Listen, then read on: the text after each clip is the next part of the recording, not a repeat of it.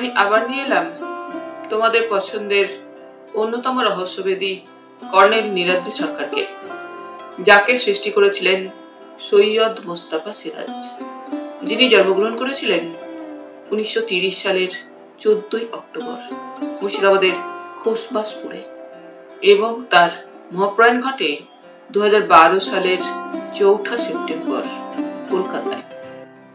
আজ আমি গল্পটি সংগ্রহ করেছি কিশোর কর্নেল সমগ্র 3য় খণ্ড থেকে, যে বইটি প্রকাশনার দায়িত্বে ছিলেন দেশ পাবলিশিং। এদের সকলের প্রতি আন্তরিকভাবে কৃতজ্ঞতা নিবেদন করে শুরু করছি আজকের গল্প 32-এর ধাঁধা। আজ থাকলো দ্বিতীয় পর্ব। ফরেস্ট রেঞ্জার অমল চ্যাটার্জি আমাদের ব্রেকফাস্টের পর চলে গেলেন। বলে গেলেন রায়গড় ব্লক ডেভেলপমেন্ট অফিসের একটা কোয়ার্টারে তিনি আপাতত থাকার এবং অফিস করার জায়গা পেয়েছেন। পরে এই বাংলোর পাশে তার অফিস এবং কোয়ার্টার হবে। যাই হোক, দরকার হলে চৌকিদারকে পাঠালে তিনি চলে আসবেন। তাছাড়া সময় হাতে থাকলে তিনি কর্নেলকে সঙ্গ দেবেন। বিশেষ করে এই জঙ্গলে যে অদ্ভুত প্রাণীটা এসে জুটেছে তার সম্পর্কে কৌতূহল তার যথেষ্ট। তবে বন্যপ্রাণী সংরক্ষণ আইন অনুসারে এই প্রাণীটাকে প্রাণে মারা যাবে না। ব্রেকফাস্টের পর বারান্দায় বসে চুরুট টানতে টানতে কর্নেল বললেন,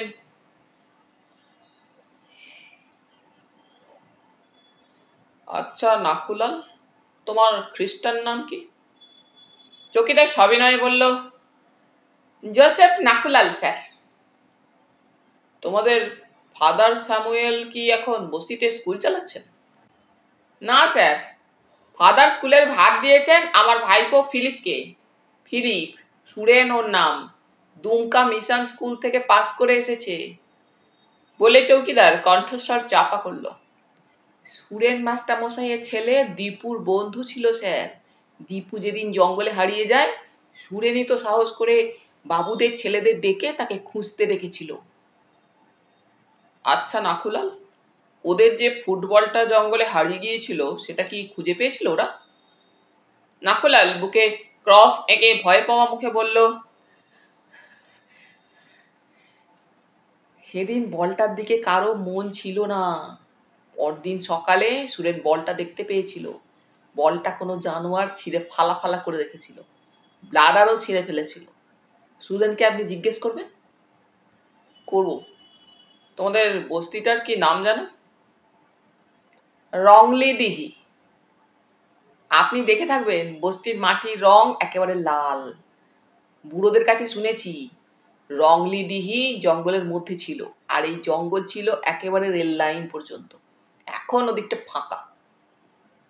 কর্নেল উঠে দাঁড়িয়ে বললেন, নাখুলাল, তুমি আমাদের খাওয়ার জন্য বাজার করে আনো। বাজার তো সেই রায়গড়ে, তুমি কি পায়ে হেঁটে যাবে? না স্যার, সাইকেল আছে। বাংলোর পিছনে আমার থাকার ঘর, সেখানে আছে। আপনারা আসবেন শুনে আমি সাইকেল এনে রেখেছি। কর্নেলের কাছে টাকা নিয়ে জোসেফ নাখুলাল সাইকেলে থলে ঝুলিয়ে ঢালু রাস্তায় নেমে গেল এবং একটু পরে গাছপালার আড়ালে অদৃশ্য হলো। বাংলোটা উঁচুতে বলে শীতের হাওয়া এসে হুলস্থুল বাজাচ্ছে। আমি ঘরে ঢুকে বিছানায় বসে পড়লুম। নতুন তৈরি ঘরে পেন্ট আর চুনকামের গন্ধ পাচ্ছিল। পশ্চিমের জানালা খোলা ছিল। চোখে পড়ল ঢেউ খেলানো অনাবাদী কোথাও আবাদী প্রান্তর, তার শেষে নীল পাহাড়ের উঁচু নিচু শিখর। বুঝলুম ওদিকটা বিহার এবং ওই পাহাড় ছোটনাগপুর রেঞ্জের একটা অংশ। কর্নেল ঘরে ঢুকে বললেন, রায়গড় রাজাদের পুরানো দুর্গের ধ্বংসাবশেষ দেখতে হলে পশ্চিম উত্তর কোণে তাকাও। যে নদীটা পেরিয়ে এলাম ওখানে তা জলে ভরা, কারণ দুর্গের নিচে দহ ছিল এক সময়। এখন দহ বুঝে গেছে, তবে জলের স্রোত সাংঘাতিক তীব্র। বললুম, এখনো কুয়াশা আছে, আপনার বাইনোকুলারটা দিন। বাইনোকুলার অ্যাডজাস্ট করে নিতেই চোখে পড়ল অনেকখানি জায়গা জুড়ে ধ্বংসস্তূপ ছড়িয়ে আছে এবং একটা অংশ হাড় মোটমুটিয়ে জঙ্গল পর্যন্ত এগিয়ে আছে। হঠাৎ দেখলুম ধ্বংসস্তূপের আড়াল থেকে দুজন লোক বেরিয়ে খোলা জায়গায় দাঁড়ালো। দূরত্ব প্রায় 1 কিলোমিটার, কিন্তু কর্নেলের বাইনোকুলারে তাদের অবয়ব স্পষ্ট হয়ে ফুটে উঠল। একজনের পরনে প্যান্ট, শার্ট, জ্যাকেট ও মাথায় টুপি। তার কাঁধে একটা কিট ব্যাগ ঝুলছে। অন্যজন বেঁটে এবং মোটাসোটা। তার পরনে প্যান্ট, গায়ে সোয়েটার আর মাথায় মাফলার জড়ানো। দুজনের মুখ স্পষ্ট দেখা যাচ্ছিল না। তারা অঙ্গভঙ্গি করে সম্ভবত কথা বলছে। কর্নেলকে বললুম কথাটা। অমনি তিনি বাইনোকুলার প্রায় ছিনিয়ে নিয়ে দেখতে থাকলেন। তারপর বললেন, কি আশ্চর্য! পুরাতত্ত্ববিদ ডক্টর দেবব্রত চট্টরাজ আর কৃষ্ণকান্ত অধিকারী ওখানে কি করছে? কথাটা শুনে চমকে উঠেছিল। বললুম, দুজনেই জঙ্গল ঢুকে গেলেন? যাকগে, এখন এ নিয়ে মাথা ব্যথার মানে হয় না। ট্রেন জার্নির ধকল সামলাতে তুমি গড়িয়ে নাও। নাকুলাল ফিরে এলে স্নান করে ফ্রেশ হওয়া যাবে। নাকুলাল ফিরল ঘন্টা দেড়েক পরে। সে বলল, স্টুডেন্টকে আসতে বলেছি কর্নেল সাহেব। কর্নেল বললেন, ঠিক আছে, তুমি আমাকে আর এক পেয়ালা কফি খাইয়ে দাও। নাকুলাল হাসল। জানি স্যার, রেঞ্জার সাহেব বলেছেন আপনি হর ঘড়ি কফি খান। এখানে স্নানের জলের ব্যবস্থা আছে তো? আছে স্যার, বাংলোর পিছনে নিচে একটা কুয়ো আছে। কুয়োর মুখ ঢাকা। ওই দেখুন টিউবওয়েল। টিউবওয়েলের নল কুয়োর মধ্যে ঢোকানো আছে। আমি জল তুলে দেব, এক বালতি জল গরম করে দেব। বলে সে বাংলোর পিছন দিকে কিচেনে চলে গেল। তারপর 10 মিনিটের পরেই এক পট কফি এনে দিল। অনিচ্ছা সত্ত্বেও কর্নেলের কথায় কফি পান করতে হলো। কর্নেলের বরাবর ওই এক কথা, কফি নাটকে চাঙ্গা করে। কফি খেয়ে আমি পোশাক বদলে বিছানায় গড়িয়ে পড়লুম। কর্নেল চুরুট ধরিয়ে বাংলোর পিছনে গেলেন। ভাবলুম, হাড় মটমটিয়া নামক অদ্ভুত এবং ভয়ঙ্কর প্রাণীটিকে বাইনোকুলারে আবার খুঁজতে গেলেন। চৌকিদার প্রাণীটাকে দেখে ভালুক ভেবেছিল, কিন্তু আমি প্রাণীটাকে না দেখতে পেলেও কোনো হাড় মটমট করা শব্দ শুনিনি। এদিকে কর্নেল গম্ভীর মুখে বলছিলেন, প্রাণীটা ভালুকের মতো দেখতে হলেও ভালুক নয়, এবং ওটাই হয়তো সেই হাড় মটমটিয়া। সে নাকি ওত পেতে আমাদের কথা শুনতে এসেছিল। কি অদ্ভুত ব্যাপার! এই দিন দুপুরে এই কথাগুলো ভাবতে ভাবতে গা ছমছম করে উঠল। ঘুমের রেশ ছিঁড়ে গেল। কিছুক্ষণ আগে পুরাতত্ত্ববিদ ডক্টর দেবব্রত আর বিখ্যাত ব্যবসায়ী কৃষ্ণকান্ত অধিকারীকে দুর্গের ধ্বংসস্তূপে দেখার কথাও মনে পড়ল।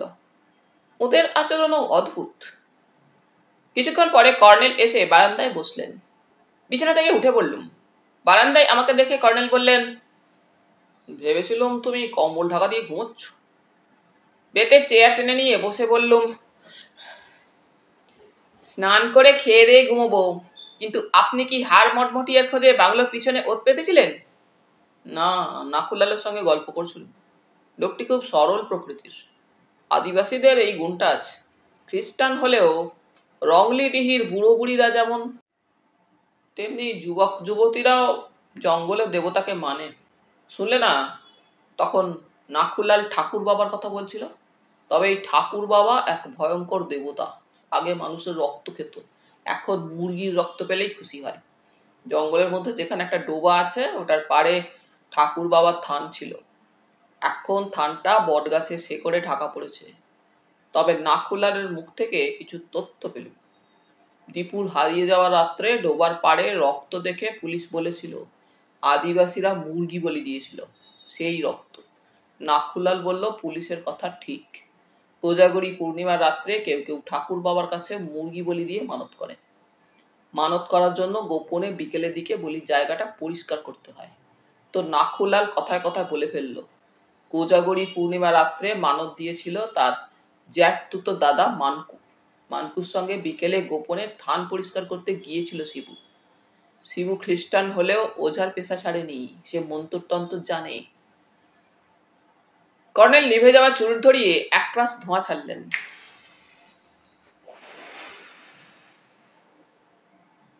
জিজ্ঞেস করলুম, তারপর?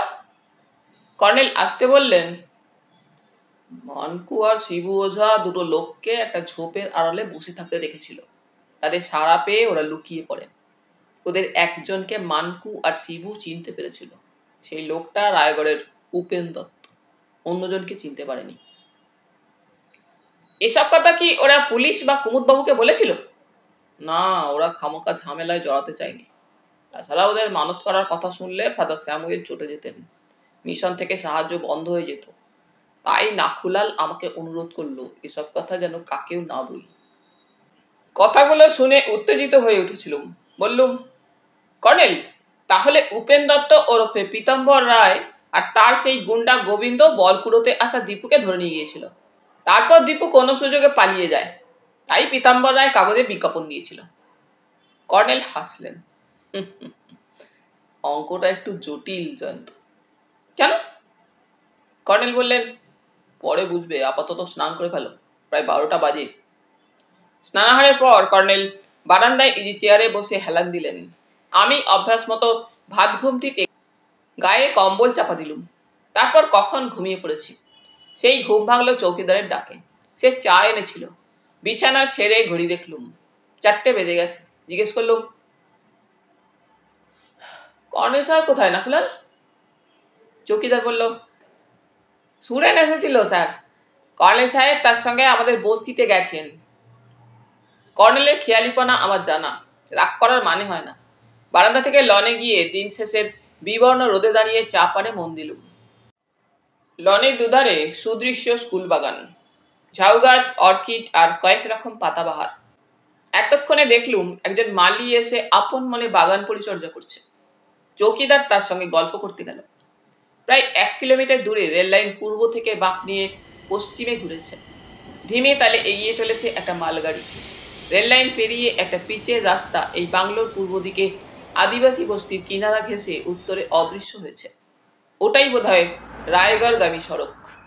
এই অবেলায় পিচের সড়কে মাঝে মাঝে একটা করে ট্রাক বা বাস যাতায়াত করছে। একটা সাদা অ্যাম্বাসাডারও আসতে দেখলুম। গাড়িটা আদিবাসী বস্তির পূর্বে অদৃশ্য হয়ে গেল। মালিক কাজ শেষ করে চলে যাওয়ার সময় আমাকে সেলাম ঠুকে গেল।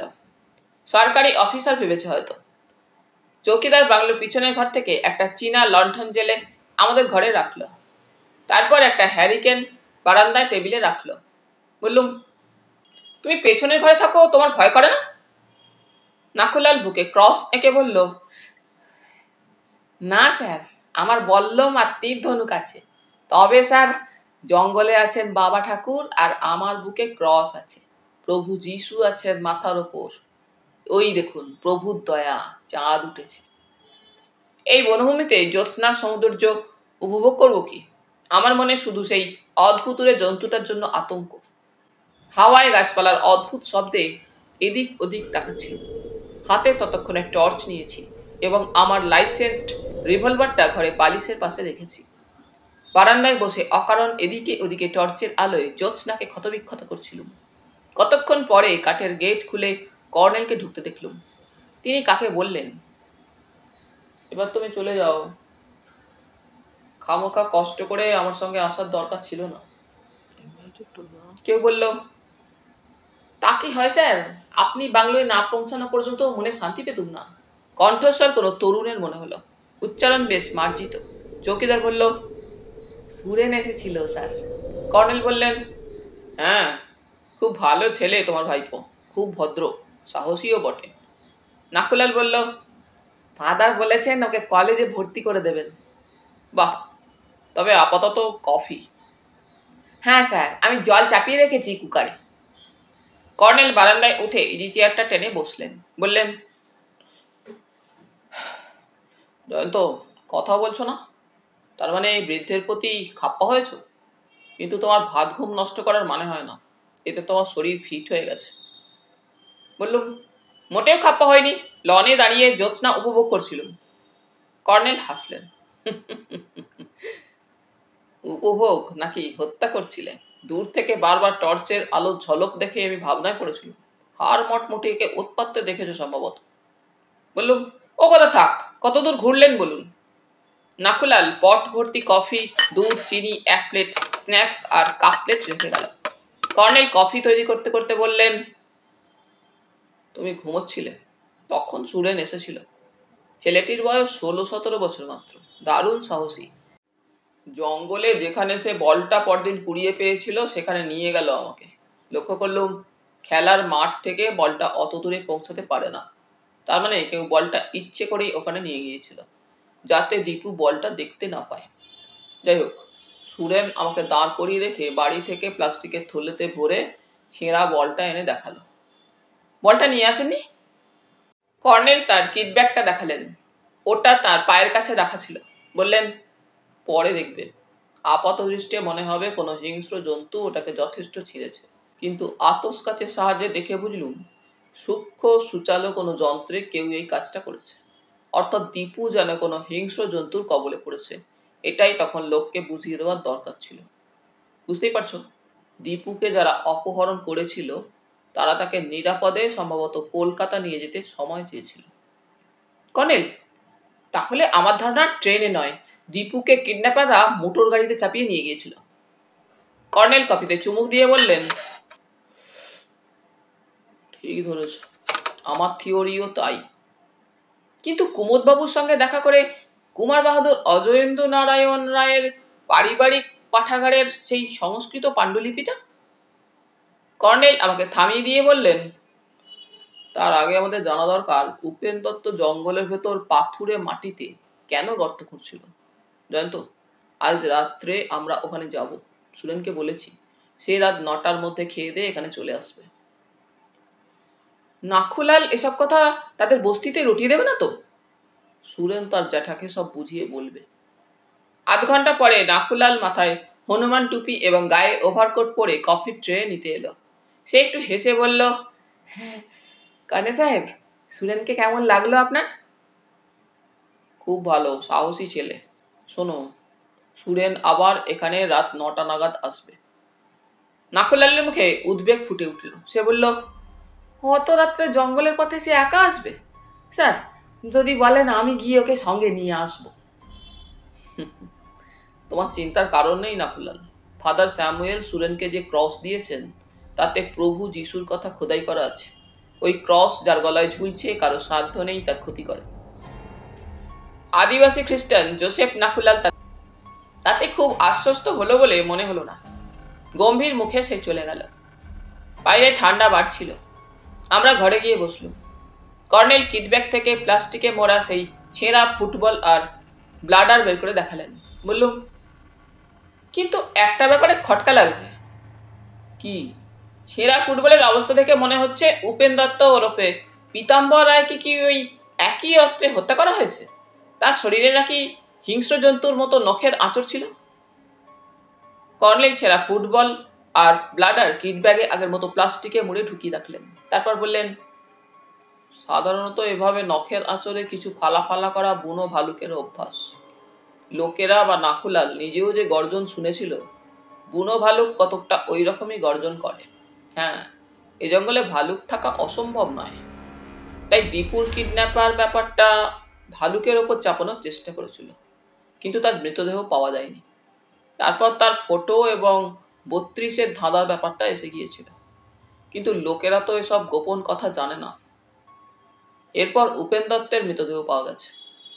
লোকেরা আগের মতো ভালুক বা ওই জাতীয় হিংস্র জন্তুকেই এতটাই ভাবছে। আবার হাড় মটমটিয়ার কিংবদন্তিতে যারা বিশ্বাসী তারা ভাবছে ওটা ওই ভুতুরে প্রাণীর কাজ। এদিকে উপেন দত্ত চোরাই মালের কারবার করত, তা নিয়েও নানা কথা রটেছে।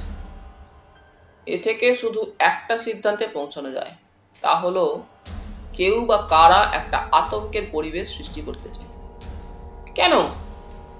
এর উত্তর পাবো যদি উপেন দত্ত যা খুঁজছিল তা দৈবাত আমরা পেয়ে যাই। রাত্রে কেন, দিনে সেই জিনিসটা খুঁজে বের করা যায় না? দিনে ঝুঁকি আছে, কারণ ডক্টর দেবব্রত চট্টরাজ আর কৃষ্ণকান্ত অধিকারীকে আমরা একত্রে আবিষ্কার করেছি। রাত 9টায় সুরেন এলো।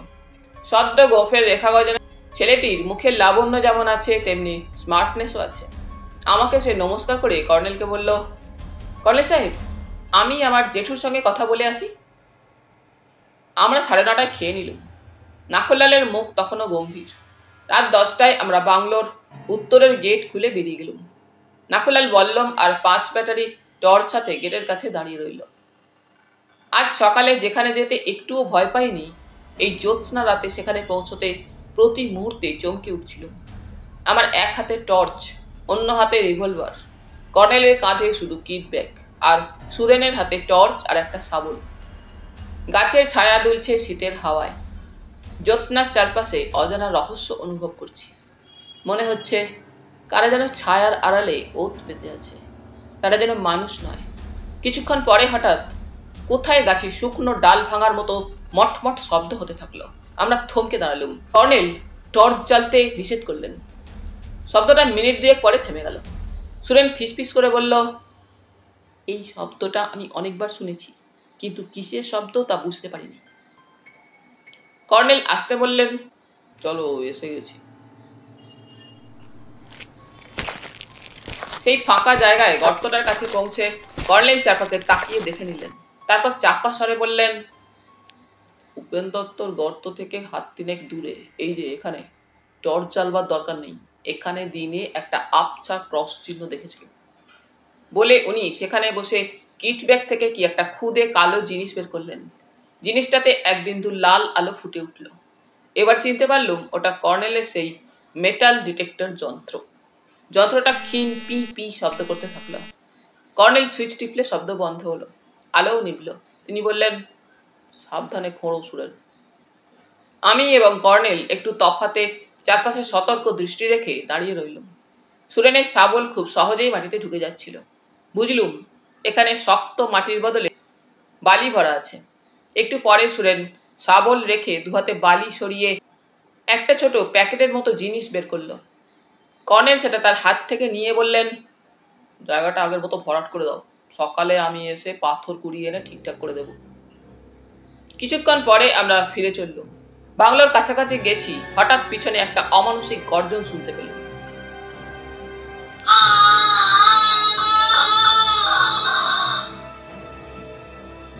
কর্নেল বললেন, কুইক, দৌড়ে বাংলোয় গিয়ে ঢুকতে হবে।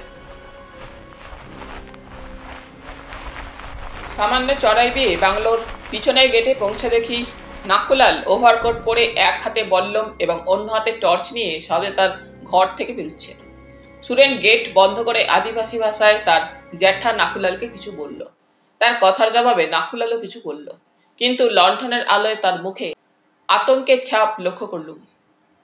পরে আমাদের ঘরে বসে চীনে লণ্ঠনের আলোয় সুরেনের মুখে চাপা হাসি দেখতে পেলুম। বললুম, তোমার জ্যাঠা নাকুলাল দূর থেকে অদ্ভুত গর্জন শুনে ভয়ে কোণঠাসা হয়ে গেছে, কিন্তু তুমি ভয় পাওনি মনে হচ্ছে।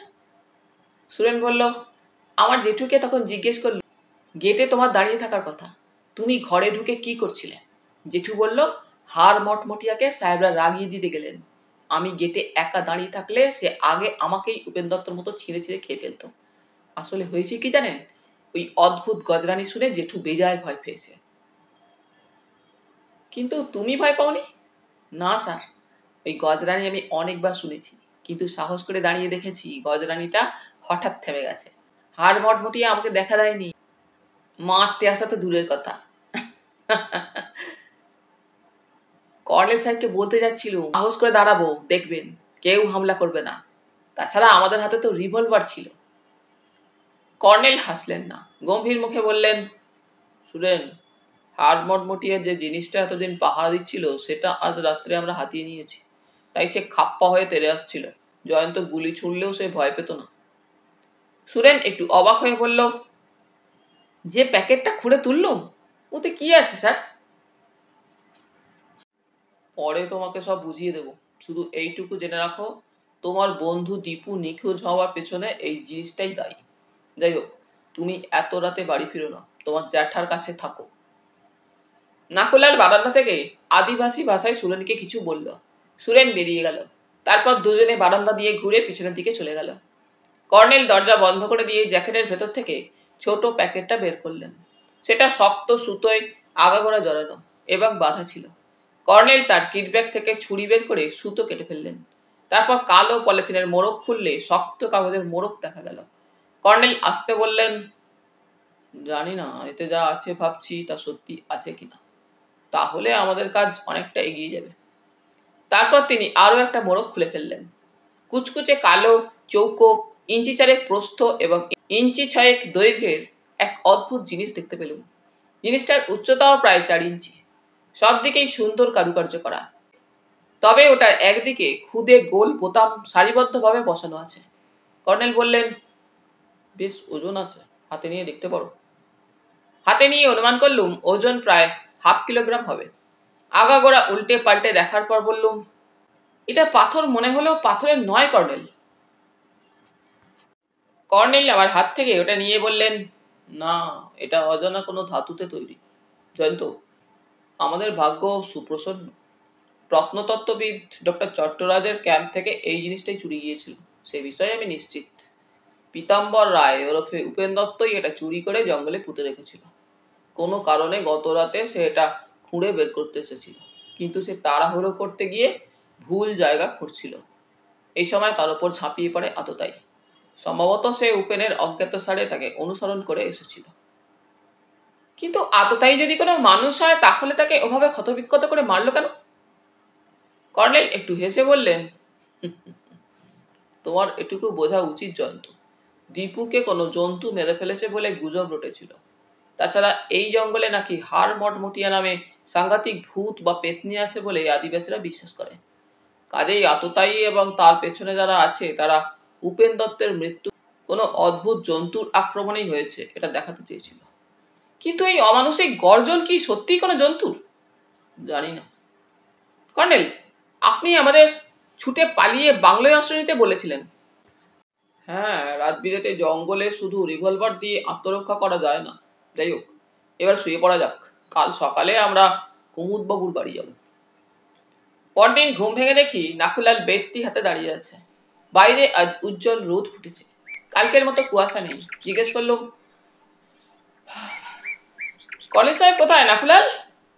নাকুলাল বলল, উনি ভোরে উঠে সুরেনকে সঙ্গে নিয়ে বেরিয়েছেন। কোন দিকে গেছেন দেখেছো?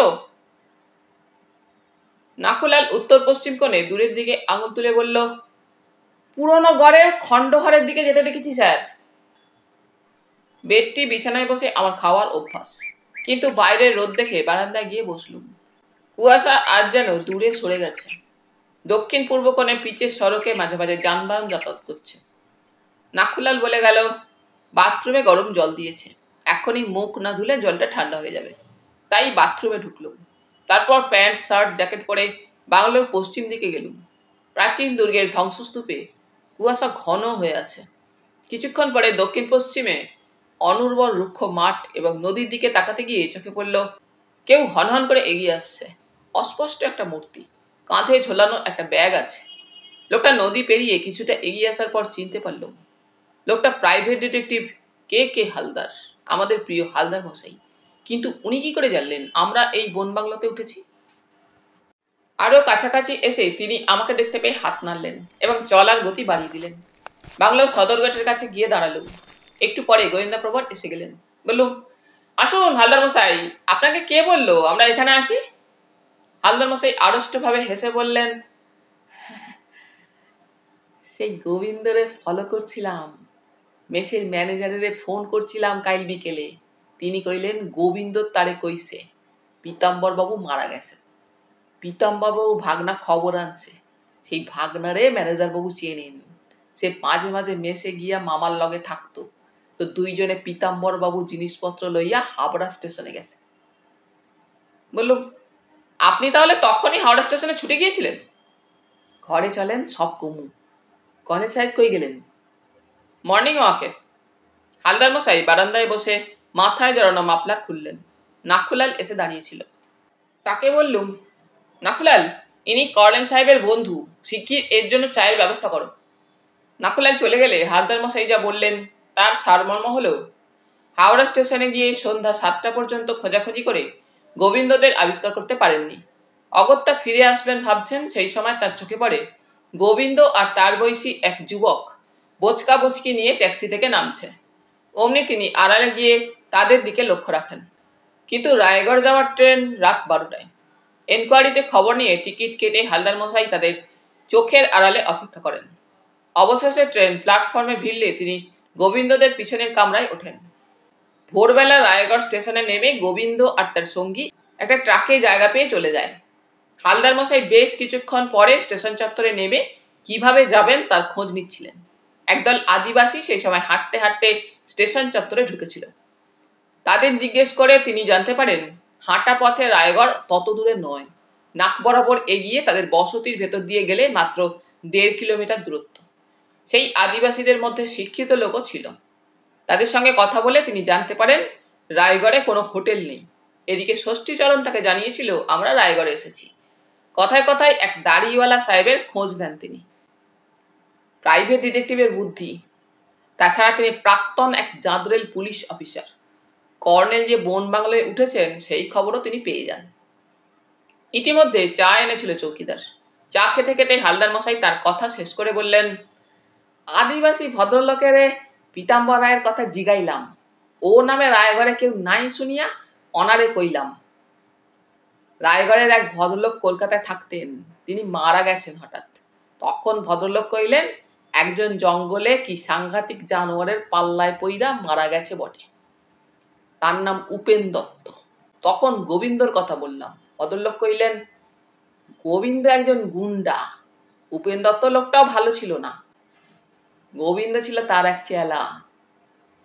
এবার আমি উপেন দত্তের মৃত্যুর ঘটনা হালদার মশাইকে বললুম। এও বললুম, উপেন দত্ত সত্যি পীতাম্বর রায়, তবে গত রাতের ঘটনা বললুম না, বলতে হলে কর্নেলই বলবেন। কর্নেল একা ফিরলেন। তখন 9টা বাজে। তিনি হালদার মশাইকে দেখা মাত্র বলে উঠলেন, সুপ্রভাত হালদার মশাই, আমি কিছুক্ষণ আগে বাইনোকুলারে আপনাকে আবিষ্কার করে অবাক হয়েছিলাম। আপনার গোয়েন্দাগিরির তুলনা নেই। গোয়েন্দাপ্রভু জিপ কেটে বললেন, লজ্জা দেন কেন কর্নেল স্যার, গোবিন্দ আর তার এক সঙ্গীরে ফলো কইরা আইয়া পড়ছি। কর্নেল নাকুলালকে ডেকে বললেন, আমাদের এই গেস্টের থাকার ব্যবস্থা করতে হবে নাকুলাল, তুমি রেঞ্জার সাহেবকে খবর দেবে। তোমার চিন্তার কারণ নেই, পাশের ঘরটা খুলে দাও আর আমাদের 3 জনের জন্য ব্রেকফাস্টের ব্যবস্থা করো। নাকুলাল পাশের ঘরে তালা খুলে দিল, তারপর ব্রেকফাস্টের আয়োজন করতে গেল। হালদার মশাই পাশের ঘরে উঁকি মেরে এসে বললেন, নতুন ঘর, পেন্টের গন্ধ পাইলাম, ইলেকট্রিসিটি নাই? কর্নেল বললেন, না, তবে এখন শীতকালে অসুবিধা নেই। হ্যাঁ, মশা আছে, তবে মশারিও আছে। কিছুক্ষণের মধ্যে নাকুলাল ট্রেতে সাজিয়ে ঘিয়ে ভাজা লুচি, আলুর তরকারি আর সন্দেশ দিয়ে গেল। এখানে ভালো পাউরুটি পাওয়া যায় না, তবে ঘি নাকি নির্ভেজাল, সন্দেশও উৎকৃষ্ট। ব্রেকফাস্টের পর কফি এলো। নাকুলালকে বাজার করার টাকা দিলেন কর্নেল। সে সাইকেলে চেপে চলে গেল। কফি খেতে খেতে কর্নেলকে জিজ্ঞেস করলুম, দুর্গের ধ্বংসস্তূপে সুরেনকে নিয়ে ঘুরছিলেন দেখেছি, ওখানে কি কিছু আবিষ্কার করলেন? আবিষ্কার করার অনেক কিছু এখনো থাকতে পারে ওখানে, তবে সেটা প্রত্নতত্ত্ব বিভাগের কাজ। আমি দেখতে গিয়েছিলাম। কাল কৃষ্ণকান্ত অধিকারী আর ডক্টর চট্টরাজ ওখানে কি কারণে গিয়েছিলেন।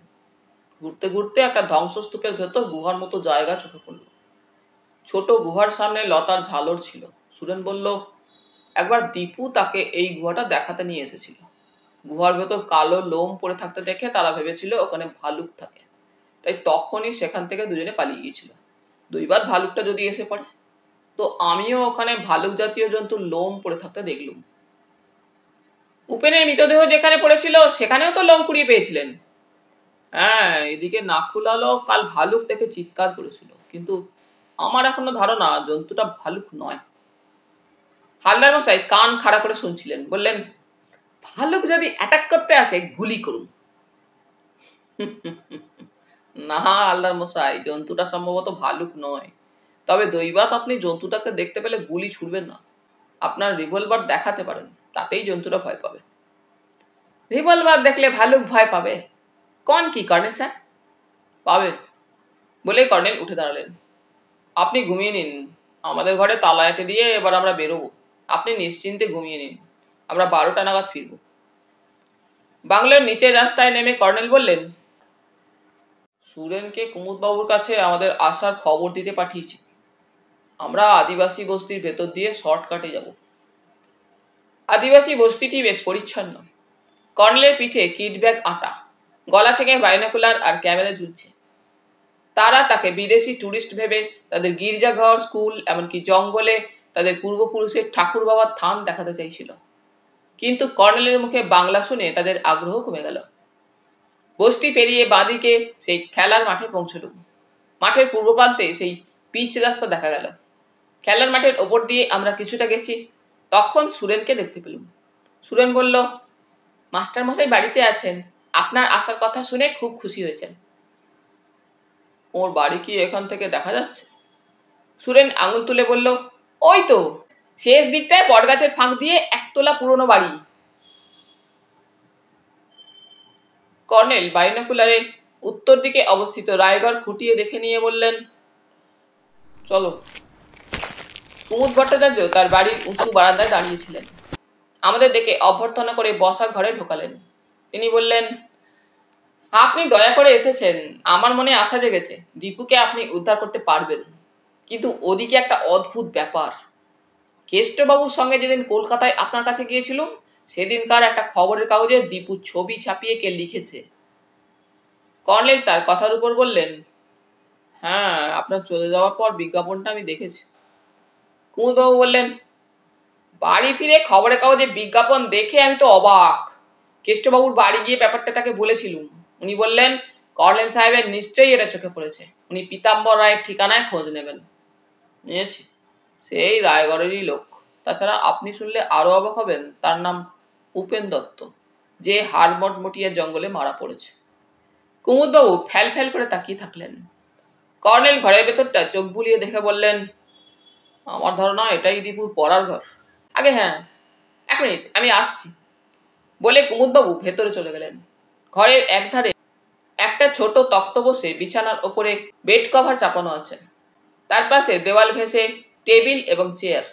টেবিলের উপর পড়ার বই এবং খাতাপত্র সাজানো। টেবিল সংলগ্ন দেওয়ালে কাঠের র্যাক, 4টি র্যাকে বই ঠাসা আছে। কর্নেল উঠে গিয়ে সেই র্যাকের নতুন ও পুরানো বই দেখতে থাকলেন। বললেন, নানা বিষয়ের বই পড়তো দীপু, বিজ্ঞান আর ইতিহাসের বই বেশি, খেলা সংক্রান্ত বইও দেখছি। বলে কর্নেল খেলা সংক্রান্ত একটা বই টেনে নিলেন। পাতা উল্টে দেখতে থাকলেন। সেটা দেখার পর আর একটা খেলার বই টেনে বের করলেন। তারপর লক্ষ্য করলুম এই বইটার ভেতর থেকে কর্নেল এক টুকরো কাগজ বের করে জ্যাকেটের ভেতর চালান করলেন। সেই সময় কুমুদবাবু এসে গেলেন। বললেন, দীপুর খেলাধুলায় যেমন তেমনই নানা রকম বই পড়াতেও আগ্রহ ছিল। কর্নেল বইটা র্যাকে ঢুকিয়ে বললেন, হ্যাঁ, তাই দেখছিলুম। একজন ফ্রক পরা কিশোরী চায়ের ট্রে রেখে গেল। কুমুদবাবু বললেন, গরিব মানুষ, আপনার সেবা যত্ন করার ক্ষমতা নেই, নেহাত চা বিস্কুট দিয়ে আপ্যায়ন করছি। কর্নেল বললেন, আমরা এইমাত্র ব্রেকফাস্ট করে বেরিয়েছি, আপনার আপ্যায়নের দরকার নেই। অবশ্য চা খেতে আপত্তি নেই, কফির পর চা খেতে মন্দ লাগে না। কর্নেলকে কুমুদবাবু চায়ের কাপ প্লেট নিজের হাতে তুলে দিয়ে বললেন, সুরেন দীপুর ঘনিষ্ঠ বন্ধু। দীপু নিখোঁজ হওয়ার পর দীপুর বন্ধুদের মধ্যে একমাত্র সুরেনই খুব ছোটাছুটি করে বেরিয়েছে। চা খেতে খেতে কর্নেল বললেন, আপনি তো স্কুলে সংস্কৃত শিক্ষক ছিলেন। আগে হ্যাঁ, তার আগে আপনি রায়গড় রাজবাড়ির পারিবারিক লাইব্রেরি দেখাশোনা করতেন শুনেছি। কুমুদবাবু কর্নেলের দিকে তাকিয়ে আসতে বললেন, একটা কথা আপনাকে কেষ্ট অধিকারীর সামনে বলার সুযোগ পাইনি, সুরেনের সামনে বলা যায়। রাজবাড়ির লাইব্রেরিতে একখানা সংস্কৃত ভাষায় লেখা প্রাচীন পাণ্ডুলিপি ছিল। কুমার বাহাদুর অজয়েন্দু রায় সেই পাণ্ডুলিপির অনুবাদ করতে বলেছিলেন আমাকে। পাণ্ডুলিপিটা আমি দেখেছিলাম, কিন্তু কদিন পরে গিয়ে শুনি ওটা খুঁজে পাওয়া যাচ্ছে না। কুমুদবাবু চুপ করলেন, তাকে অন্যমনস্ক দেখাচ্ছিল। কর্নেল বললেন, তারপর? কুমুদবাবু আরো চাপা স্বরে বললেন, আমার সন্দেহ হয়েছিল রাজবাড়ির এক কর্মচারী মাখন দত্ত রাজবাড়ির অনেক জিনিস চুরি করে তার ভাই উপেন দত্তের সাহায্যে বিক্রি করত। আমার দৃঢ় বিশ্বাস মাখনই পাণ্ডুলিপি চুরি করেছিল। মাখনকে কুমার বাহাদুর বিশ্বাস করতেন। আমার সামনেই তাকে উনি বলেছিলেন ওতে তার পূর্বপুরুষের একটা গোপন কাহিনী আছে। মোগল বাদশাহ আকবরের সেনাপতি রাজা মানসিংহ নাকি তার পূর্বপুরুষকে একটা আশ্চর্য জিনিস উপহার দিয়েছিলেন। তার ভেতরে ছিল অমূল্য কি একটা রত্ন, কিন্তু কিভাবে সেই জিনিস খুলে রত্নটা বের করতে হয় তা মানসিংহ বলেননি। তিনি বলেছিলেন নিজের বুদ্ধি খাটিয়ে অঙ্ক কষে রত্নটা বের করে নেবেন। তারপর মানসিংহের সেই উপহার কোথায় হারিয়ে গিয়েছিল? রাজবংশের কেউ তার হদিস পাননি। শুধু পাণ্ডুলিপিতে হয়তো তার হদিস ছিল, আমি খুঁটিয়ে পড়ার সুযোগ পাইনি। হাতের লেখা, তার উপর নাগরী লিপি। তবে একটা শ্লোকে চোখ বুলিয়ে দেখেছিলুম একটা জটিল অঙ্কের কথা আছে। অঙ্কটা অদ্ভুত। আপনার কি মনে আছে অঙ্কটা? হ্যাঁ, 1 থেকে 15 পর্যন্ত 15টি সংখ্যা 4 সারিতে এমনভাবে সাজাতে হবে যাতে ওপরে নিচে এবং দুধারে যোগ করলে যোগফল হবে 32। কর্নেল হাসলেন। হ্যাঁ, 32-এর ধাঁধা। তা আপনি কি দীপুকে অঙ্কটার কথা বলেছিলেন? বলেছিলুম, দীপু অঙ্কে খুব পাকা। কবে বলেছিলেন? যখন শ্লোকটা পড়ি তখন দীপুর জন্মই হয়নি, কিন্তু অঙ্কটা আমার মনে ছিল। গত পুজোর সময় একদিন উপেন দত্ত আমার বাড়িতে এসেছিল। সে দীপুর খোঁজ করছিল। দীপুকে সে ডেকে নিয়ে গিয়েছিল। পরে দীপু নিখোঁজ হলে উপেনের ওপর আমার সন্দেহ হয়েছিল। কিন্তু আশ্চর্য ছেলে দীপু। উপেন তাকে ডেকে নিয়ে গিয়ে কি বলেছিল আমাকে জানায়নি। উপেন তাকে কলকাতা থেকে অনেকগুলো বই কিনে এনে উপহার দিয়েছিল।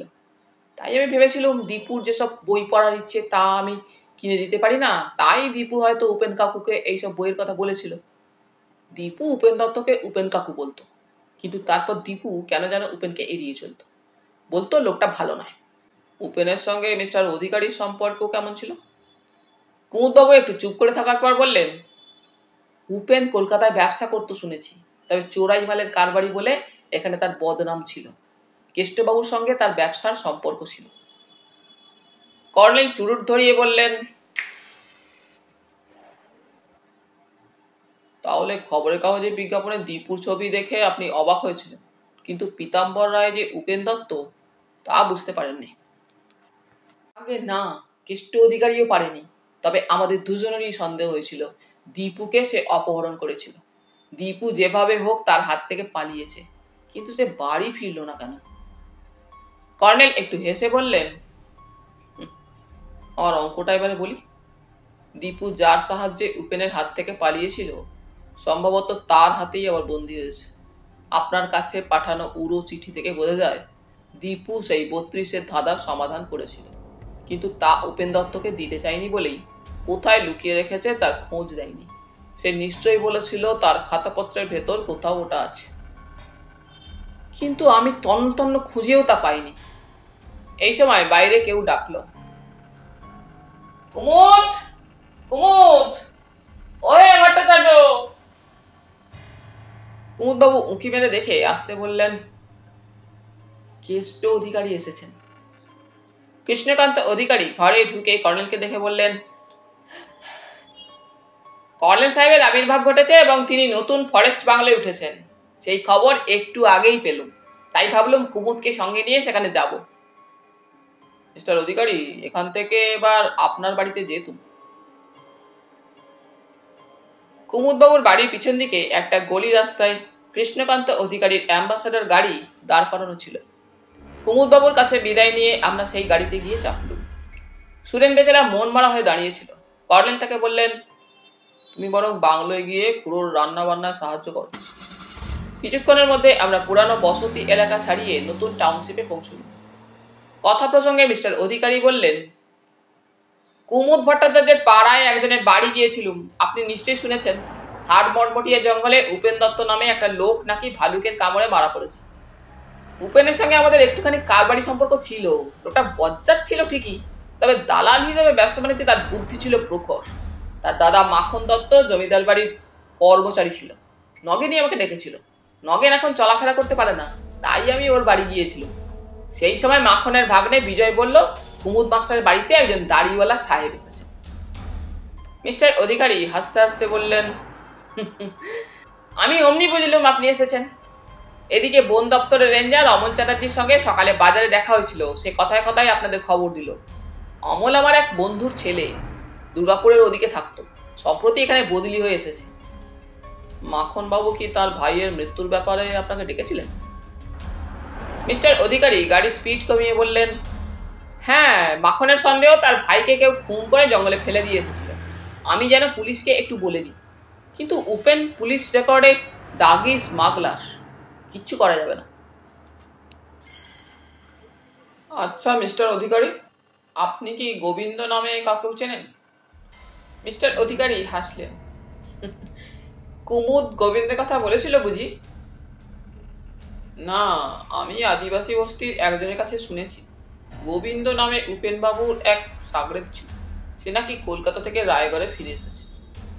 একটু পরে মিস্টার অধিকারী বললেন, হ্যাঁ, গোবিন্দটা যেমনই গোয়ার তেমনই দুর্ধর্ষ প্রকৃতির ছোকরা। এখানে বজ্জাতি করে বেড়াতে বলে ব্যবসায়ীরা ওর পিছনে পুলিশ লাগিয়েছিল। গোবিন্দ কলকাতায় গিয়ে উপেনের কাছে আশ্রয় নিয়েছিল। গোবিন্দ ফিরে এসেছে, সে খবর মাখনবাবুর কাছে পেয়েছি। সত্যি বলতে কি আমি একটু উদ্বিগ্ন হয়ে উঠেছি। গোবিন্দ রায়গড়ের দুর্বৃত্তদের লিডার হয়ে উঠতে পারে। মিস্টার অধিকারী দোতলা বিশাল বাড়ি দেখে বুঝলুম তিনি বনেরই ধনী পরিবারের বংশধর। উঁচু পাঁচিলে ঘেরা অনেকটা জায়গার উপর পুরানো বাড়ির চেহারা একেলে করা হয়েছে। রং বেরঙের ফুলের বাগান এবং কেয়ারি করা নানা রকম দেশি বিদেশি গাছ চোখে পড়ল। নুড়ি বিছানার লন দিয়ে এগিয়ে গিয়ে পোর্টিকোর তলায় দাঁড়ালো। মিস্টার অধিকারী আমাদের বসার ঘরে নিয়ে গেলেন। ঘরটা আধুনিক আসবাবে সাজানো। নানা দেশের সুন্দর সব ভাস্কর্য, প্রকাণ্ড ফ্লাওয়ার ভাস ইত্যাদি শিল্পদ্রব্য দেখে মনে হয় ভদ্রলোক ব্যবসায়ী হলেও রুচিশীল। এমন মানুষের সঙ্গে উপেন দত্তর সম্পর্ক যেন মানায় না। তিনি একটা লোককে আমাদের জন্য কফি আনতে বলে মুখোমুখি বসলেন। প্রশস্ত ঘরটার মেঝে পুরোটা চিত্র বিচিত্র এবং নরম কার্পেটে ঢাকা। কর্নেল বললেন, ঘরটা নতুন করে সাজিয়েছেন দেখছি। মিস্টার অধিকারী বললেন, হ্যাঁ, আমার ছেলে তীর্থঙ্কর আমেরিকার নিউ জার্সি এলাকায় থাকে। সে বিজনেস ম্যানেজমেন্ট আর কম্পিউটার ট্রেনিং কোর্স শেষ করে পুজোর আগে ফিরবে। কি আর বলবো বলুন, তীর্থঙ্কর ওখানে একটা মার্কিন মেয়েকে বিয়ে করেছে। বৌমা ইতিমধ্যে বাংলা শিখে নিয়েছে। ভালোই তো। দুজনে এইসব নিয়ে কথা বলতে থাকলেন। আমার মনে হচ্ছিল কেন কর্নেল কোনো আছিলায় প্রত্নতত্ত্ববিদ ডক্টর দেবব্রত চট্টরাজের কথা তুলছেন না। মিস্টার অধিকারীর সঙ্গে গতকাল সকালে তো দুর্গের ধ্বংসস্তূপে ডক্টর চট্টরাজকে কর্নেল দেখতে পেয়েছিলেন। সেই লোকটা ট্রেতে কফি আর স্ন্যাক্স এনে বলল, এখনই একবার ওপরে চলুন আগে। আসানসোল থেকে বাচ্চুবাবুর টেলিফোন এসেছে, গিন্নিমা আমাকে বললেন। কথাটা শুনেই মিস্টার অধিকারী হন্তদন্ত হয়ে ভেতরে চলে গেলেন। সেই সময় কর্নেল লোকটিকে জিজ্ঞেস করলেন, তোমার নাম কি? আগে আমার নাম ভুজঙ্গ। তোমাদের বাড়িতে কলকাতা থেকে এক ভদ্রলোক এসেছিলেন, তিনি কি চলে গেছেন? আগে কলকাতা থেকে তো কেউ এ বাড়িতে আসেননি। বলেই সে একটু হাসবার চেষ্টা করল। আগে কাল এক ভদ্রলোক কর্তাবাবুর সঙ্গে দেখা করতে এসেছিলেন, তারপর কর্তাবাবু তার সঙ্গে বেরিয়ে যান। কথাবার্তা শুনে বুঝেছি তিনি উঠেছেন নদীর ধারে সরকারি ডাকবাংলোতে। কলকাতারই লোক বটে। কর্নেল পকেট থেকে একটা 10 টাকার নোট বের করে তার হাতে গুঁজে দিয়ে বললেন, তোমার কর্তাবাবুকে যেন এসব কথা বলো না, মুখটি বুঝে থাকবে, কেমন?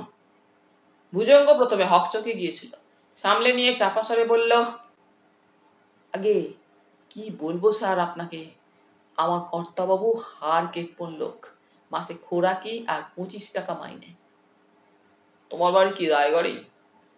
না স্যার, মদনপুরে আমার বাড়ি। মাস 6 হলো এ বাড়িতে কাজে লেগেছি। শিগগির এ বাড়িতে কাজ ছেড়ে দিতে পারলে বাঁচি। স্যার, কলকাতায় আমাকে একটা কাজ জোগাড় করে দেবেন? দেখবো, তুমি গোপনে বন বাংলোয় আমার সঙ্গে সময় মতো দেখা করো। লোকটা কৃতার্থ হয়ে সেলাম করে চলে গেল। বললুম, আপনি কি করে বুঝলেন ভুজঙ্গকে ঘুষ খাইয়ে ডক্টর চট্টরাজের খবর পাওয়া যাবে? ও যদি মুখ ফসকে মিস্টার অধিকারীকে... কর্নেল আমাকে থামিয়ে মুচকি এসে বললেন, অবজারভেশন দেয় তো, পর্যবেক্ষণ। এমন একটা অভিজাত বাড়িতে অতিথির জন্য যে ট্রে নিয়ে আসছে, তার ট্রে আনার ভঙ্গি এবং মুখের হাবভাব থেকেই অনুমান করা যায় পরিচারক এ ধরনের কাজে অভ্যস্ত না অনভ্যস্ত। এসব পরিবারের কাজের লোকেরা স্মার্ট হয়। ভুজঙ্গকে দেখেই বুঝতে পেরেছিলাম সে নেহাত গ্রাম্য লোক এবং এখনো পরিবেশের সঙ্গে মানিয়ে নিতে পারেনি। বলে কর্নেল কফির পেয়ালায় চুমুক দিলেন।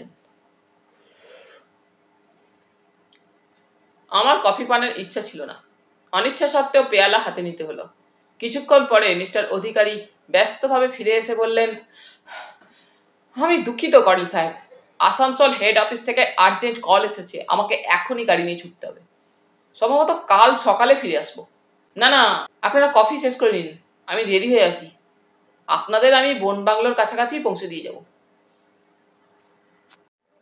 কর্নেল বললেন, আমাদের জন্য ভাববেন না, 3 বছর পরে রায়গড়ে এলুম, একটু ঘোরাঘুরি করতে চাই। আমরা শিগগির কফির পেয়ালা হাত থেকে নামিয়ে রাখলাম। ভুজঙ্গ হাসি মুখে এসে ট্রে নিয়ে গেল। তারপর মিস্টার অধিকারী টাই শুট পরে ব্রিফকেস হাতে বেরিয়ে এলেন। আমরা দুজনেই তার কাছে বিদায় নিয়ে গেট পেরিয়ে গেলাম। তারপর কর্নেল উল্টো দিকে হাঁটতে শুরু করলেন। একবার পিছু ফিরে দেখলুম মিস্টার অধিকারীর অ্যাম্বাসাডার গাড়িটা সবেগে বেরিয়ে গেল। নিউ টাউনশিপ এলাকা পরিচ্ছন্ন এবং প্রত্যেকটি একতলা বা দোতলা বাড়ির সামনে পিছনে ফুল ফলের গাছ। হাঁটতে হাঁটতে একটা চৌরাস্তার কেন্দ্রে বসানো উঁচু বেদির ওপর নেতাজির প্রতিমূর্তির কাছে গিয়ে কর্নেল বললেন, একটা সাইকেল রিক্সা পেলে ভালো হতো। জিজ্ঞেস করলুম, কোথায় যাবেন? ডাক বাংলো। সর্বনাশ, ডক্টর চট্টরাজের সঙ্গে দেখা করবেন নাকি? কর্নেল হাসলেন। সর্বনাশ কিসের? তিনি যদি রায়গড়ে বেড়াতে আসতে পারেন, আমরাও কি আসতে পারি না? উনি তো জানেন রায়গড় আমার প্রিয় ঐতিহাসিক জায়গা। চৌরাস্তা থেকে বাঁদিকে কিছুটা গিয়ে একটা খালি সাইকেল রিক্সা পাওয়া গেল। কর্নেল রিক্সাওয়ালাকে বললেন, ডাক বাংলো চলো। নিউ টাউনশিপ এলাকা ছাড়িয়ে গিয়ে রাস্তা ডাইনে বাঁক নিয়েছে। এবার বাঁদিকে সেই শীর্ণ নদীর অন্য রূপ চোখে পড়ল। রাস্তার ধারে ভাঙন রোধের জন্য গাছপালা সার বেঁধে দাঁড়িয়ে আছে। সমান্তরালে জল ভরা ছোট নদী বয়ে চলেছে। তারপর সরকারি ডাক বাংলো চোখে পড়ল। একতলা সেকেলে বাংলোর ভোল ফেরানো হয়েছে। রঙিন টালির চাল এবং চারিদিকে বারান্দা। লনের দুপাশে ফুল বাগিচা আর দেশি বিদেশি বিচিত্র সব কেয়ারি করা গাছ। কর্নেল রিক্সাওয়ালাকে বললেন, তুমি একটু অপেক্ষা করো, আমরা এখনই আসছি। বাঁদিকে সবুজ ঘাসের ওপর একটা বেতের চেয়ারে সম্ভবত কোনো হোমরা চোমরা সরকারি অফিসার বসে রোদের আরাম নিচ্ছিলেন। তিনি আমাদের একবার তাকিয়ে দেখলেন মাত্র। বারান্দা সিঁড়ির ওপর উর্দি পরা একটা লোক বসেছিল। সে উঠে দাঁড়িয়ে সেলাম ঠুকল। কর্নেল বললেন, ডক্টর দেবব্রত চট্টরাজের সঙ্গে দেখা করতে চাই, তুমি তাকে খবর দাও। লোকটা বলল, ওই নামে কেউ বাংলায় নেই স্যার। তাহলে আমার শুনতে ভুল হয়েছে। এক ভদ্রলোক কলকাতা থেকে এসেছেন, ফর্সা, লম্বা, মুখে মানে চিবুকে কাঁচা পাকা দাড়ি, চোখে চশমা। বুঝেছি স্যার, আপনি কেষ্ট অধিকারী মশাইয়ের বন্ধুর কথা বলছেন। হ্যাঁ, তুমি ঠিক ধরেছ। স্যার, উনি কিছুক্ষণ আগে চলে গেলেন, রিক্সা ডেকে দিলুম। কর্নেল ঘড়ি দেখে মুখে হতাশার ছাপ ফুটিয়ে বললেন, কি আশ্চর্য, আমার সঙ্গে ওর দেখা করার কথা ছিল, হঠাৎ কেন চলে গেলেন? লোকটা বলল, ওকে অধিকারী মশাই টেলিফোন করেছিলেন, তাই চলে গেলেন। আর ফিরে আসবেন না বলে গেছেন নাকি? হ্যাঁ স্যার। ওর নামটা ভুলে যাচ্ছি, ট্রেনে আসবার সময় আলাপ হয়েছিল। ডক্টর দেবব্রত চট্টরাজ না? স্যার, চট্টরাজ নয়, চ্যাটার্জি সাহেব, ডি চ্যাটার্জি, বড় সরকারি অফিসার। ঠিক বলেছ, বলে কর্নেল চলে এলেন। সাইকেল রিক্সাতে চেপে বললুম, বড্ড গোলমেলে ঘটনা কর্নেল। কর্নেল গম্ভীর মুখে বললেন, মিস্টার অধিকারী দেখছি গভীর জলের মাছ। কলকাতায় কুমার বাহাদুরের কথা শোনার পরই তার সম্পর্কে আমার সন্দেহ জেগেছিল। তবে আমার এখন মনে হচ্ছে কুমুদবাবুকে সঙ্গে নিয়ে উনি যখন আমার কাছে যান, তখন উনি দীপুর অন্তর্ধান রহস্যের মূল কারণটা জানতেন না। সম্ভবত পীতাম্বর রায় অর্থাৎ উপেন দত্ত এখানে এসে ওর সঙ্গে যোগাযোগ করেছিল। তারপর উপেন সম্ভবত মিস্টার অধিকারীর কথায় হাড় মটমটিয়ার জঙ্গলে পুঁতে রাখা প্রাচীন রত্নকোষ, হ্যাঁ, জিনিসটাকে প্রাচীন যুগের রত্নকোষ বলা হতো। ওর কথার উপর বললুম, ঠিক বলেছেন, মিস্টার অধিকারী হয়তো রত্নকোষ বিনা পয়সায় বাগিয়ে নেওয়ার জন্য জঙ্গলের ভেতর উপেনকে খুন করেছেন। রিক্সাওয়ালার দিকে ইশারা করে কর্নেল আসতে বললেন, চুপ, এখন কোনো কথা নয়। কিছুক্ষণ পরে রিক্সাওয়ালা জিজ্ঞেস করলো, আপনারা কি চৌরাস্তার কাছে নামবেন স্যার? কর্নেল বললেন, না, তুমি হাইওয়েতে চলো, রংলিডিহির মোড়ে আমরা নামবো। রংলিডিহি নাখুলালদের বস্তির নাম, তা ভুলেই গিয়েছিলাম। হাইওয়ে ওই আদিবাসী বস্তির প্রান্তে ধনুকের মতো বেঁকে আবার সোজা দক্ষিণে চলে গেছে। বাঁকের মুখে নেমে রাঙামাটির এবড়ো খেবড়ো রাস্তায় হেঁটে বন বাংলোয় পৌঁছতে মিনিট 15 লাগলো। রাস্তাটা জঙ্গলের ভেতর দিয়ে চড়াইয়ে উঠেছে। বাংলোর গেটের কাছে প্রাইভেট ডিটেকটিভ হালদার মশাই দাঁড়িয়েছিলেন। আমাদের দেখে তিনি উত্তেজিতভাবে বললেন, জঙ্গলে কি একটা জানোয়ার আছে, আমি ফায়ার করার সুযোগ পাই নাই।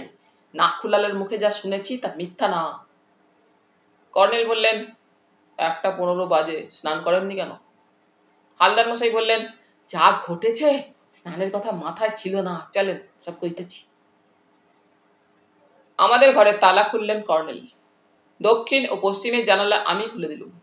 নাকুলাল এসে সেলাম দিয়ে বলল, সুরেন আপনাদের জন্য অপেক্ষা করে বাড়ি গেল, খেয়ে দিয়ে আসবে।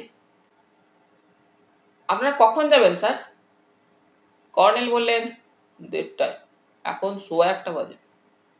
নাকুলাল চলে গেলে হালদার মশাই যা বললেন তার সংক্ষেপে এই। কিছুক্ষণ বিশ্রাম নিয়ে তিনি নাকুলালের সঙ্গে গল্প করতে করতে বাংলোর পিছনে গিয়েছিলেন। তার মুখে জঙ্গলের হাড় মটমটিয়া নামে অদ্ভুত জন্তুর কথা শোনেন। তারপর উপেন দত্তর ক্ষতবিক্ষত মৃতদেহ যেখানে পড়েছিল তিনি খুঁজতে খুঁজতে সেখানে যান।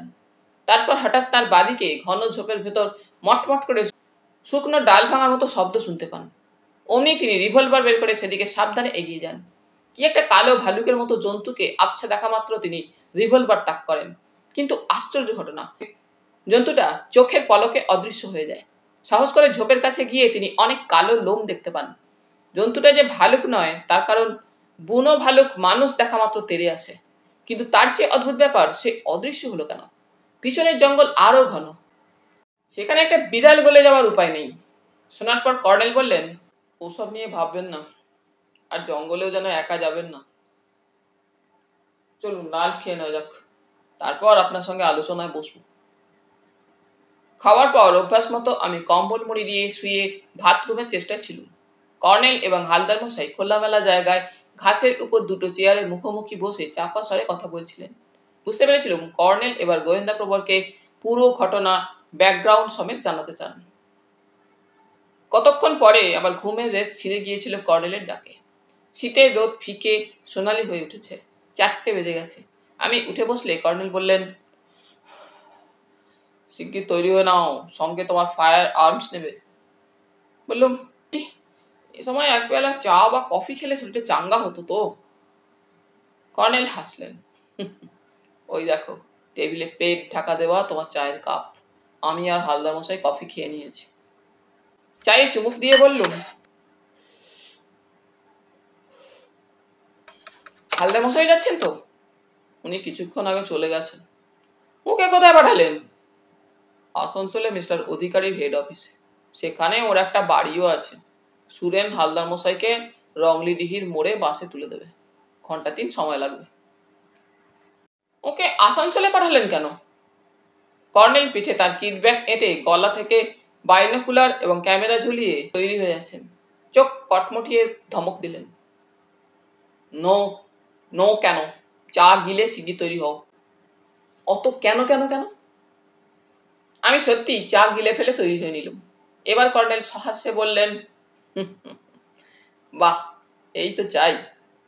কর্নেল জানালা বন্ধ করে তালা এঁটে নাকুলালকে বললেন, বেরোচ্ছি নাকুলাল। নাকুলাল কালকের মতো মালির সঙ্গে গল্প করছিল। সেলাম দিয়ে বলল, কখন ফিরবেন স্যার? যদি একটু রাতও হয়, তুমি চিন্তা করো না। কর্নেল বাংলা থেকে নেমে রাঙামাটির সেই এবড়ে খেবড়ে রাস্তায় এগিয়ে গেলেন। তাকে অনুসরণ করে বললুম, কর্নেল, আপনি আজ বিকাল এক মন্ত্রীমশাইয়ের মতো বলছিলেন। অত কেন কেন কেন? অবশ্য তারপরও তিনি আমাদের সাংবাদিক দলটিকে ভেঙচি কেটে বলেছিলেন, খালি কেনর ক্যানেস্তার। কর্নেল বললেন, তোমার নার্ভ চাঙ্গা হয়ে গেছে। এবার শোনো, রংলিডিহির মোড়ে সুরেন হালদার মশাইকে বাসে তুলে দিয়ে আমাদের জন্য অপেক্ষা করছে। তার সঙ্গে আমরা যাব মাখন দত্তের বাড়ি। উপেন দত্তর দাদা মাখন দত্ত, তাই না? তোমার কিছু মনে থাকে না। যাই হোক, তুমি ওখানে যাচ্ছ সাংবাদিক পরিচয়ে, যা তোমার প্রকৃত পরিচয়। উপেন দত্তের মৃত্যু সম্পর্কে খবর সংগ্রহের জন্য তুমি কলকাতা থেকে এসেছো, বুঝেছো তো? এবার পরে কথাটা মন দিয়ে শোনো। এছাড়া কুমুদবাবুর ছেলে দীপুর জঙ্গলে নিখোঁজ হওয়া সম্পর্কে তুমি সকালে কুমুদবাবুর বাড়ি গিয়ে সব খবর নিয়েছো, কেমন? বুঝেছি। তুমি উপেন দত্ত স্ত্রীর সঙ্গেও কথা বলবে, সান্ত্বনা দেবে, সরকারি সাহায্যের জন্য দৈনিক সত্যসেবা পত্রিকায় লিখবে, এ কথাও বলবে। মাখনবাবুর সঙ্গে কথা বলার সময় তাঁর দেখা রায়গড় রাজবাড়ি এবং রাজ লাইব্রেরির কথাও তুলবে। তারপর মৌকা বুঝলে সেই সংস্কৃত পাণ্ডুলিপিটার। কর্নেলের কথা শেষ হলো না। অতর্কিতে সংকীর্ণ এবং এবড়ো খেবড়ো রাস্তার বাঁ দিকের ঘন ঝোপ থেকে কেউ কর্নেলের দিকে প্রায় ঝাঁপ দিল। আমি হকচকিয়ে দাঁড়িয়ে গিয়েছিলাম। তারপর দেখলাম কর্নেল আশ্চর্য ক্ষিপ্রতায় আততায়ী তলপেটে সব বুট লাথি মারার সঙ্গে সঙ্গে সে আর্তনাদ করে ধরাশায়ী হলো। কর্নেল তার পিঠের ওপর দমাস করে বসে রিভলভার বের করে তার কানের পাশে ঠেকিয়ে বললেন, ট্রিগার টানলেই কি হবে তুমি বুঝতে পারছো তো? এতক্ষণে দেখতে পেলুম তার হাতের ছোরাটা ছিটকে পড়েছে। ছোরাটার ফলা প্রায় 6 ইঞ্চি। ওটা কুড়িয়ে নিলুম। এবার আমার হাতে রিভলভার। কর্নেলের মতো প্রকাণ্ড এবং ওজনদার মানুষ তার পিঠে বসেছিলেন এবং তার ফলে তার মুখটা মাটিতে ধাক্কা খেয়ে নাক মুখ দিয়ে রক্ত বেরোচ্ছিল। কর্নেল এবার তার দুহাত পিছনে টেনে আমাকে বললেন, আমার ব্যাগে দড়ি আছে, শিগগির বের করে দাও। কর্নেলের পিঠে আটা ব্যাগের চেন টেনে নাইলনের শক্ত দড়ি বের করে দিলুম। আমি জানি এই ব্যাগে স্ক্রুড্রাইভার থেকে শুরু করে সব রকমের জিনিস ভরা থাকে। কর্নেল দড়িতে আততায়ীর হাত দুটো পিঠ মোড়া করে বেঁধে ওর পিঠ থেকে নামলেন। তারপর চুল খামচে ধরে তাকে দাঁড় করালেন। রক্তাক্ত মুখে সে হাঁপাচ্ছিল। কর্নেল তার পাঁজরে একটা খুশি মেরে বললেন, তোর নাম গোবিন্দ, তাই না? আততায়ী বয়সে তরুণ, এখনো রক্তাক্ত মুখে তাকে বিভৎস দেখাচ্ছিল। সে কোনো কথা বলল না। কর্নেল মুচকি এসে আমার দিকে তাকিয়ে বললেন, চলো এই শয়তানটাকে জঙ্গলের ভেতর একটা গাছে বেঁধে রেখে আসি, হাড় মটমটিয়া খুবলে খুবলে এর মাংস খাবে। কর্নেল এই বলে তাকে টেনে বাঁ দিকে জঙ্গলে ঢোকানোর ভঙ্গি করতেই সে বিকট ভাঙা গলায় কেঁদে উঠল।